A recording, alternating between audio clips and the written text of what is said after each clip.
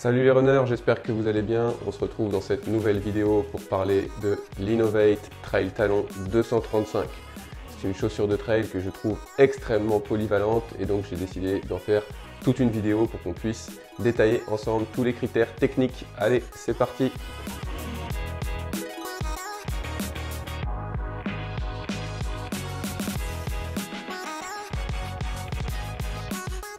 Donc, pourquoi j'ai décidé de vous parler de cette Inov-8 Trail Talon 235? C'est une chaussure que j'utilise depuis plusieurs saisons maintenant, j'ai donc pas mal de recul dessus.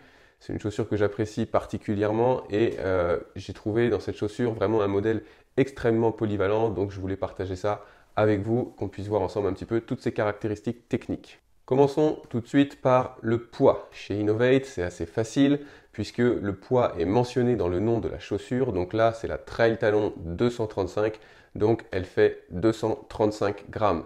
C'est donc une chaussure qui est relativement légère et ça, c'est quand même très important puisqu'on sait que le poids est un des principaux arguments en faveur de la performance. Passons maintenant à l'épaisseur du talon. Donc on retrouve sur cette Inov-8 11 mm entre le dessous de votre talon et le sol. 11 mm, c'est donc une épaisseur qui est relativement faible, ce qui fait de cette chaussure une chaussure qui n'est pas particulièrement protectrice. Vous allez ressentir vraiment tout ce qui se passe sous votre pied. Au niveau du drop maintenant, donc je vous rappelle que c'est la pente qu'il existe entre l'épaisseur à l'arrière de la chaussure et l'épaisseur à l'avant. Donc on a évoqué qu'il y avait 11 mm d'épaisseur à l'arrière, on retrouve 7 mm à l'avant, ce qui nous fait un drop de 4 mm. 4 mm, c'est un drop qui n'est pas si fréquent dans les chaussures. On retrouve souvent du 6, du 8, du 10 ou alors du drop 0. Et ça, je trouve que c'est quand même assez intéressant de retrouver une chaussure avec 4 mm de drop, ce qui permet d'avoir une transition un petit peu entre le 0 et le 6. Au niveau technologie, on n'en retrouve qu'une seule. Il s'agit de la technologie qu'Inov-8 a appelée PowerFlow, qui est en fait une semelle à multiples densités qui est là pour améliorer notre sensation de confort et améliorer notre amorti.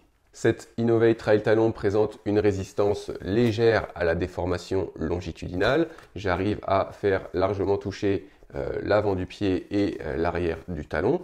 Donc ça en fait une chaussure très flexible, ce qui est assez intéressant pour permettre à votre pied son entière mobilité. D'un point de vue torsion longitudinale, c'est pareil, j'arrive à tourner complètement la chaussure, ce qui lui permet de bien s'adapter en fonction du terrain. Tous les critères évoqués jusqu'ici nous donnent un indice minimaliste de 68% pour cette chaussure Inov-8 Trail Talon 235. Donc 68%, c'est intéressant puisque je vous rappelle qu'aux alentours de 70% d'indice minimaliste, c'est là qu'on considère qu'on va avoir une adaptation naturelle à une biomécanique de course plus protectrice, à une biomécanique de course un petit peu sensation pieds nus. Donc c'est à partir de 70%, donc là on est vraiment dans cette fourchette. Donc c'est intéressant puisque grâce à ce type de chaussure, votre corps va spontanément adapter peut-être une biomécanique différente. Le fit anatomique n'est pas un critère de l'indice minimaliste, mais je vous rappelle que c'est la forme de la chaussure, notamment la forme de l'avant du pied. Et sur cette Inov-8 Trail Talon, on a un fit anatomique qui respecte la forme du pied avec une palette au niveau des orteils qui est relativement large, on appelle ça la toe box en anglais, et ce qui va permettre à mes orteils de ne pas être comprimés les uns les autres comme le ferait une chaussure un petit peu plus pointue et d'éviter certains phénomènes de compression ou de déformation. Donc mon avis personnel sur cette chaussure, je l'ai utilisée pendant plusieurs saisons, je l'ai utilisée aussi bien sur les entraînements, sur mes courses, mais aussi en randonnée, voire même dans le quotidien. C'est une chaussure que j'apprécie particulièrement et les points positifs que je peux en tirer sont vraiment sa légèreté, puisque vraiment c'est une chaussure qui est très légère, qu'on ne sent pas beaucoup au niveau du pied. J'ai bien aimé le drop de 4 mm puisque ça m'a permis de faire une transition avant d'aller chercher des chaussures en zéro drop.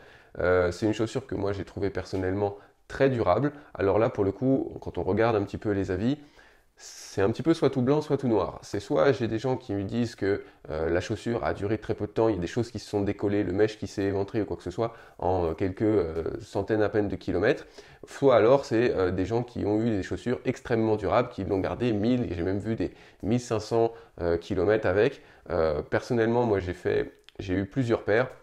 J'en ai eu une qui s'est abîmée très rapidement, mais par contre toutes les autres ont vraiment eu une bonne durabilité, que ce soit au niveau du mesh, au niveau du grip. au niveau de la qualité de la semelle, la qualité du talon qui ne s'est pas déformé, qui ne s'est pas déchiré. Donc vraiment, moi je trouve que c'est une chaussure qui est relativement durable. Autre point positif, son prix. Alors le prix neuf, sans remise, sans quoi que ce soit, je crois que c'est autour de 120-130 euros, ce qui reste assez classique par rapport à d'autres chaussures, mais on trouve vraiment très régulièrement des offres promotionnelles. Et les 2 dernières paires que j'ai achetées, je les ai achetées en même temps du coup, je les ai payées 69 euros chacune. Donc là c'est quand même très intéressant par rapport à certains modèles qui vont se retrouver très chers, au-dessus de 150 euros. Dernier point, j'apprécie particulièrement la sensation de toucher avec ces chaussures. Vraiment, quand on les met, on sent qu'on est proche du sol, on sent qu'on a accès à toutes les sensations sous notre pied. On va sentir les pierres, on va sentir les cailloux, on va sentir les racines, sans que ce soit trop agressif quand même, puisque cette semelle là qui faisait 11 mm derrière, 7 mm devant, joue son rôle et nous permet d'avoir quand même de la protection. Donc c'est vrai que pour l'instant, sur les ultras que je fais, je préfère garder ces chaussures-là qui m'offrent un minimum de confort que je suis bien content de retrouver après 80, 100 ou 150 km de course. Faisons le point maintenant sur quand utiliser cette chaussure et qui va utiliser cette chaussure. Alors sur le quand utiliser cette chaussure, moi mon avis il est clairement déjà tout fait. Pour moi c'est quelque chose qu'on peut utiliser partout. Vouloir avoir absolument sa chaussure pour la piste, sa chaussure pour la route, sa chaussure pour le trail court, sa chaussure pour le trail long, je ne suis pas partisan un petit peu de cette démarche et j'ai envie de dire si je suis bien dans une chaussure, si je suis adapté à cette chaussure, je ne vois pas de raison d'aller changer constamment de chaussure et d'apporter du coup des contraintes différentes à mon pied en fonction de l'effort que je fais. Donc moi cette chaussure, je vous ai dit, je l'utilise partout, dans tout. Donc là pour le coup je ne serai pas spécifique. Pour moi c'est une chaussure, c'est pour ça que je l'appelle la chaussure très polyvalente parce qu'on peut l'utiliser dans toutes les situations. Maintenant pour qui ? C'est une chaussure qui est donc relativement proche du sol, qui est très déformable, qui a un drop qui est relativement bas puisqu'on n'a que 4 mm de drop. Donc évidemment, la personne qui est habituée à une chaussure beaucoup plus maximaliste, avec des drops au-delà de 8 ou 10 ou avec des grosses épaisseurs de semelles, c'est sûr que la transition peut être un petit peu brutale. Donc la transition n'est pas impossible et si vous ne savez pas comment réaliser votre transition vers une chaussure plus minimaliste, je vous invite à consulter la vidéo déjà publiée sur la chaîne Running Sport Santé.